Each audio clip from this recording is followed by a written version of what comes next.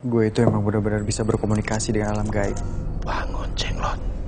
Pada waktu Ricky berumur 5 tahun, Ricky mengalami gangguan jiwa.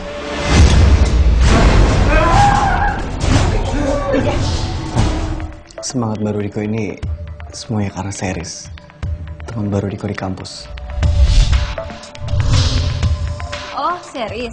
Dia itu mahasiswa baru yang pindah ke sini, tapi dia udah meninggal sebelum sempat pindah. Saran gue mulai sekarang, gue harus jagain Shirley. Dulu katanya waktu jembatan itu dibuat, keempat pilarnya ditanam Jenglot. Sebulan yang lalu waktu kamu ngalamin kecelakaan, kejadiannya di mana? Di bawah jembatan Semanggi.